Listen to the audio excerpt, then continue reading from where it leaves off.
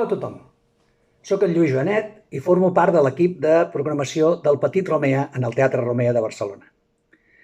Quan fa uns anys nosaltres ens vam fer càrrec d'aquesta programació, que és una programació que fem els diumenges al matí pels infants acompanyats de les seves famílies, amb espectacles de tot tipus perquè ells s'ho puguin passar bé. Una de les coses que vam descobrir o que ens van explicar va ser que en el Petit Romea, o sigui en el Teatre Romea, hi passen coses una mica paranormals i s'atribueix a que hi va haver una actriu molt famosa en el seu temps, que va ser la Margarita Xirgu i Subirà, que va fer gran part de la seva carrera en el Teatre Romea. I és per això que diu la llegenda que ella, el seu fantasma, està present sempre en totes les coses que passen al teatre. Nosaltres no sabem si això és veritat o no, però el cas és que de vegades passen coses que no tenen explicació. I vam decidir un bon dia que nosaltres el que faríem seria fer-li un homenatge a aquesta actriu.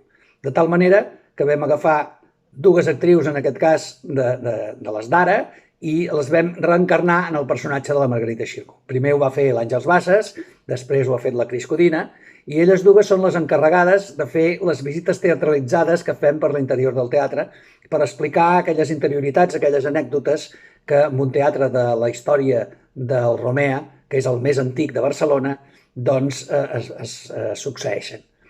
Tant és així que aquest personatge, cada vegada que fem una explicació d'aquestes, doncs intervé perquè explicar-los a tots els espectadors i espectadores allò que passa dintre del teatre. Segurament que la llegenda no se sap si és veritat o no és veritat. Aquestes coses formen part d'aquest imaginari, no?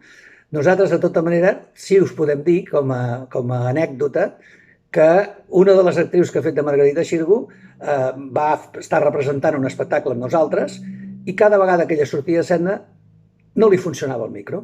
El micro s'havia provat, el micro s'havia fet i era l'única de tots els actors i actrius que sortien a l'escena que li fallava el micro. I serà casualitat? Serà fallo tècnic? Doncs no ho sabem. Aquí ho deixem. Gràcies per escoltar-me. Fins aviat.